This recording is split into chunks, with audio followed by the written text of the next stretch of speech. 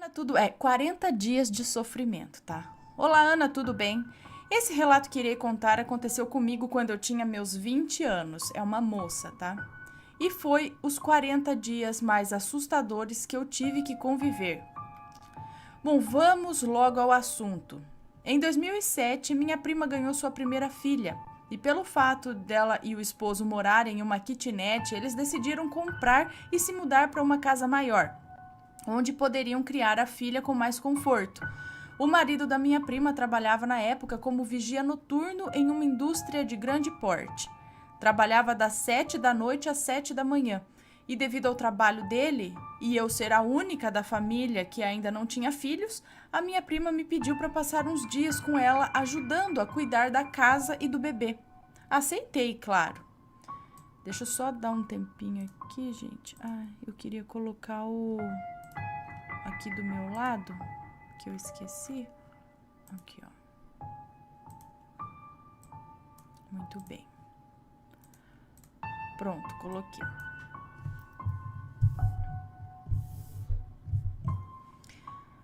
Bom, aceitei, claro. Eu acabei de tirar o negócio da tela. Chamou para ajudar a cuidar do bebê e da casa, aceitei, claro.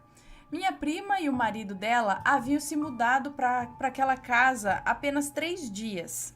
Primeiro dia, levou os móveis. Segundo dia, arrumou tudo. E no terceiro dia, entraram para morar. E logo no primeiro dia, minha prima iria dormir lá sozinha com um bebê recém-nascido. E se não fosse eu para lhe fazer companhia... Ela iria dormir sozinha com o filho recém-nascido se não fosse eu para fazer companhia. Tudo correu bem no primeiro dia, e eu, que sou médium, não notei nada de errado na casa. Porém, na manhã do dia seguinte, notei que, ao pôr a mesa do café da manhã, a mesa que estava encostada na parede estava a 1 palmo de distância.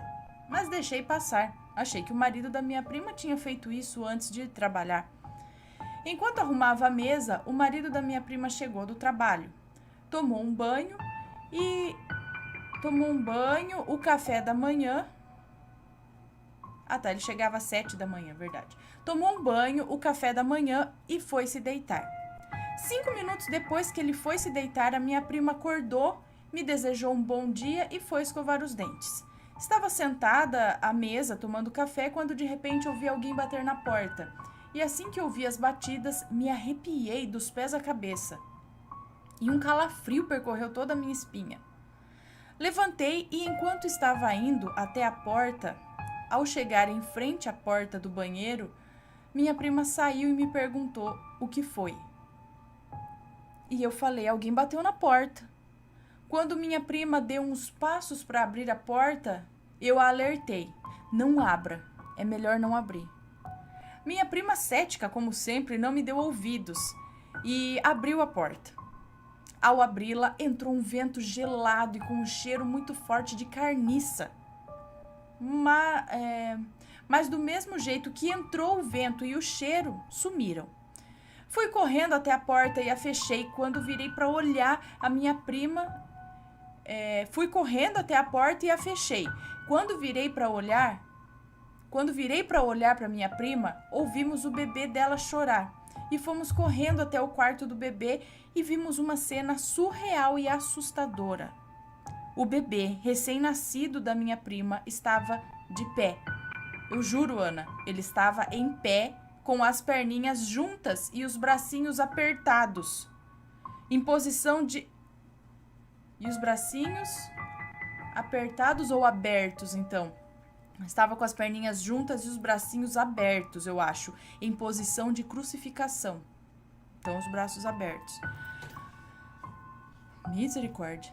O bebê chorava, e quanto mais ele chorava, mais estridente saía o som de seu choro. Minha prima e eu entramos em desespero. Quando minha prima correu para tentar pegar o seu bebê, ele bateu de frente com uma parede invisível. Ela bateu de frente com uma parede invisível. Eu comecei a orar o Pai Nosso e o Salmo 91 em voz alta, até que em um certo momento o marido da minha prima apareceu no quarto, ainda dormindo, e foi se aproximando aos poucos do berço do bebê. E enquanto ele se aproximava, O bebê foi ficando com o corpo molinho. O choro acabou e ele voltou a dormir. O marido da minha prima passou a mão na cabeça do filho e pronunciou: agora tá tudo bem. Durma, meu anjo. Durma bem, meu anjo.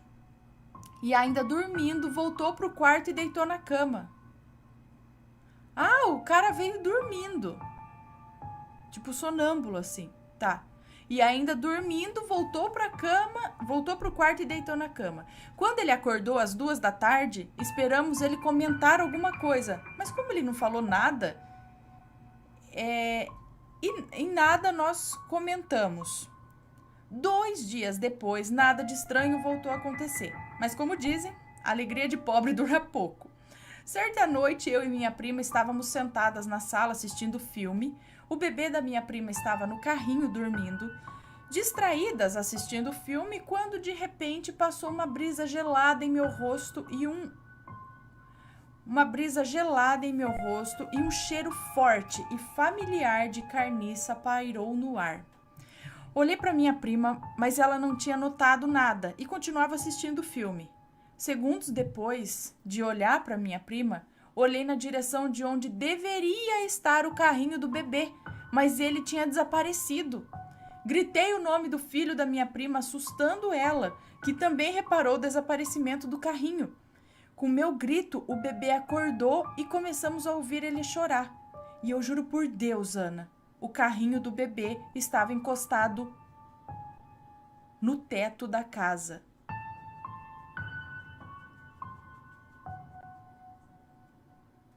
O desespero foi total. Meu Deus.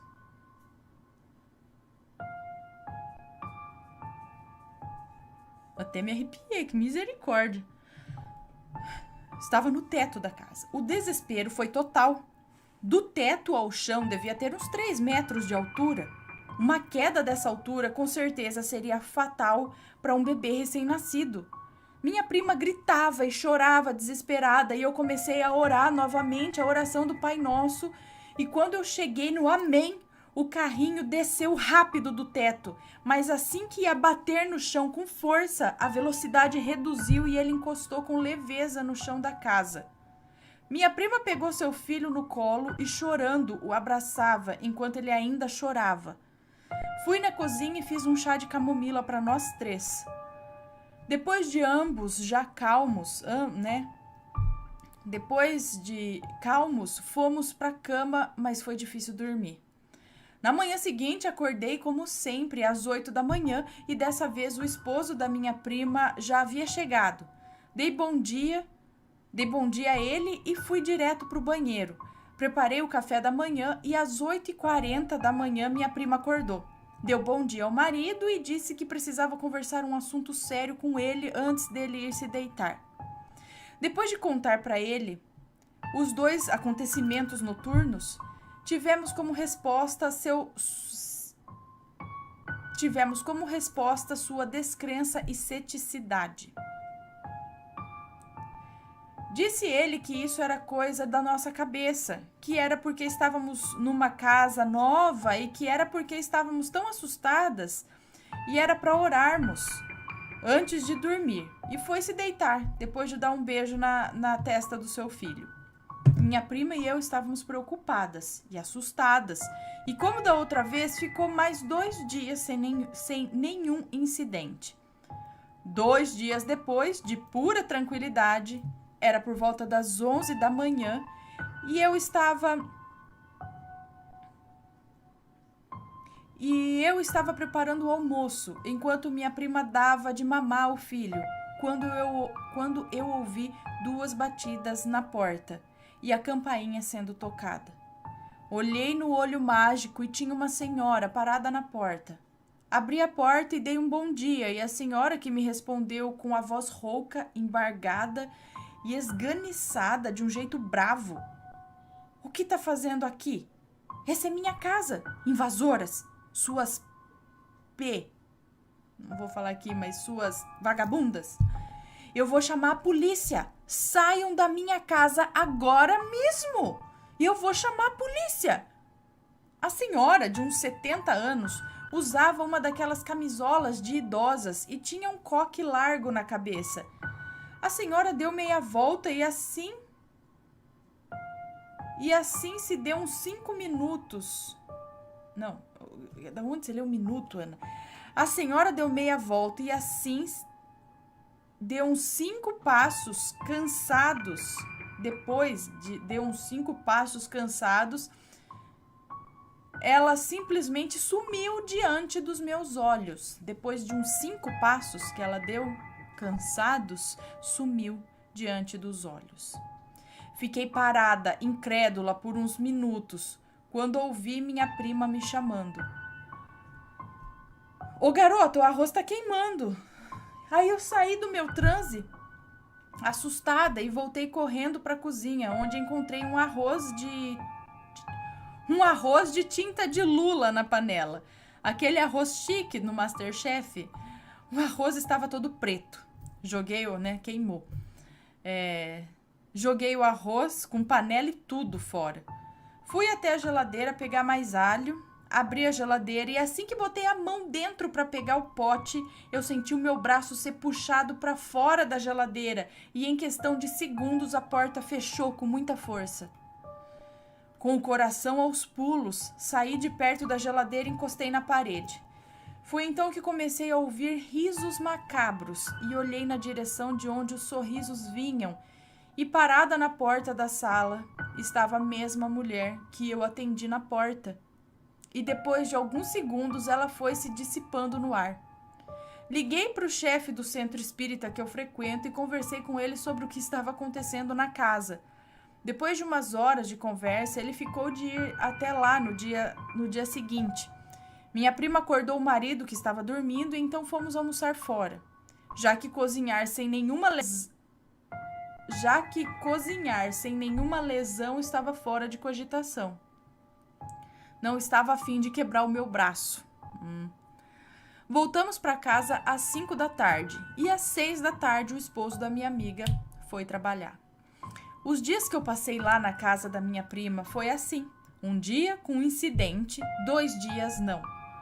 Já passados 20 dias de terror e desespero dentro da casa, desespero dentro da casa, minha prima já estava começando a definhar. Não estava querendo comer, não dormia há mais de 2 semanas e seu leite, que antes era abundante, acabou por secar. E o bebê teve que passar a beber leite tipo em pó. O chefe do centro espírita já tinha ido lá 3 vezes, mas três vezes, mas todas as vezes que ele foi, não sentia absolutamente nada. Era como se a casa fosse perfeita. O marido da minha prima continuava cético, pois as coisas só aconteciam à noite e era o horário que ele estava trabalhando. E ele achava que tudo que a minha prima e eu falávamos para ele era imaginação nossa e que minha prima estava com depressão pós-parto. Mesmo eu tentando pôr na cabeça dele que depressão pós-parto é nos primeiros dias depois do parto, né? No 25º dia lá, depois de 2 dias de tranquilidade, minha prima, que já havia se recuperado um pouquinho, o bebê estava deitado no berço, brincando com um chocalho, enquanto minha prima estava guardando as roupinhas do bebê dentro da cômoda. Eu estava tomando banho e foi quando, um certo momento, ouvi minha prima gritando e um baque alto. Corri para ver o que tinha acontecido e minha prima estava deitada no chão com a cômoda sobre ela. Minha prima disse que estava abaixada, colocando as calças dobradas dentro da última gaveta, quando de repente a cômoda virou com tudo em cima dela. Fui até a rua e pedi ajuda de um vizinho para levantar a cômoda. Notei que ao entrar na casa, o vizinho se deu uma benzida discreta, depois de ajudar a verificar que a minha prima estava bem. Bom, levei ele até o portão e agradeci. Depois de verificar que a minha prima estava bem, levei ele até o portão e agradeci. Quando ele estava no portão da casa dele, eu perguntei: o que aconteceu nessa casa? Reparei que você fez o sinal da cruz antes de entrar. E a resposta foi: olha, eu não moraria nesta casa depois de tudo que já aconteceu dentro dela. Não contaram nada para vocês o que aconteceu nessa casa antes de vocês comprarem? Bom, é óbvio que não. Só de olhar para sua cara eu percebi que não. Olha, hoje estou com 40 anos e desde que eu era criança eu ouço histórias do que aconteceu e acontece nesta casa até hoje.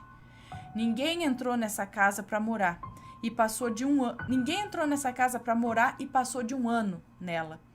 O máximo que aguentam ficar nessa casa foi um ano, no máximo. Essa casa tem 150 anos. E em todos esses anos já morreram 12 pessoas dentro dessa casa e cada morte foi uma pior do que a outra, desde morte por infarto até o esquartejamento de uma família inteira. E por que nenhuma dessas mortes saiu nos jornais? Porque essa casa é dada como patrimônio da cidade.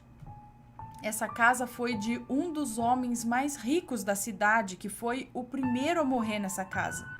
E o valor das vendas são tão barato porque ninguém fica. O valor da venda, o aluguel, sei lá, é tão barato porque ninguém fica.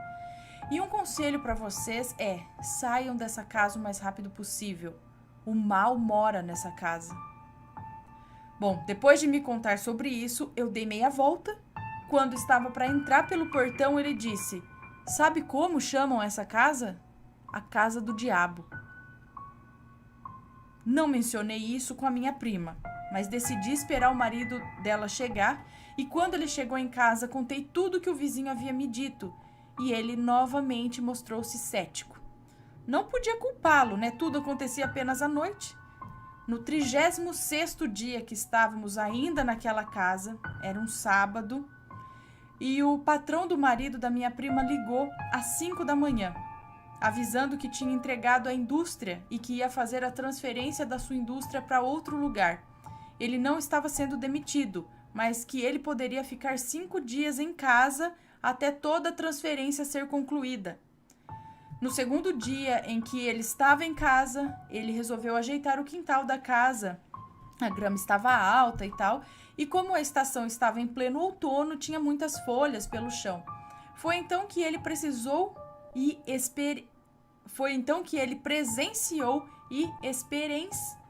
experimentou algo assustador. E em plena luz do dia. Agora é o relato dele. Ele disse que estava juntando as folhas do quintal quando começou a ouvir alguém chorando e dizendo desesperado: não, por favor, não faça isso. E então um breve grito, seguido de um som meio metálico. Ficou parado em choque, sem saber o que fazer, quando ouviu um novo choro, e esse de uma criança, e em seguida o som metálico. Até que certo momento ele viu uma mulher passar correndo, chorando, pedindo socorro, e atrás dela ia um homem com um machado na mão. E assim que o homem deu uma machadada no pescoço da mulher, ambos sumiram no mesmo tempo. Depois de se recuperar do choque, ele entrou correndo dentro de casa, mandou todas nós arrumar as malas e só voltamos no outro dia, já com um caminhão para pegar os móveis. A casa está abandonada. Ela ainda é da minha prima. Ela não quer pôr à venda. Hoje estou com 32 anos, a minha prima com 46 e o marido dela está com 50 anos. Desde o dia que saímos de lá, nunca mais retornamos. A casa hoje tem quase 300 anos? Beijos, Ana, obrigado por ler meu relato. Bom,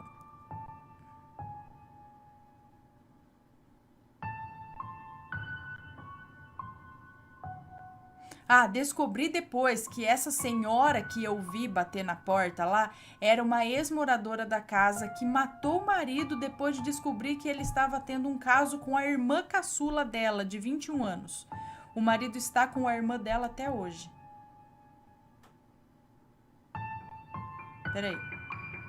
Peraí, tá... Descobri depois que essa senhora era uma ex-moradora da casa que matou o marido. Mas se ela matou, como que o marido tá com a irmã até hoje?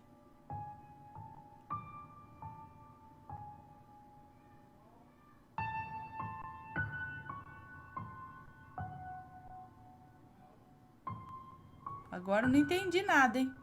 Mas como que a casa tinha 150 anos e agora tem quase 300? Não passou tantos anos assim. Me explique isso. Enfim, loucura, hein? Tenso.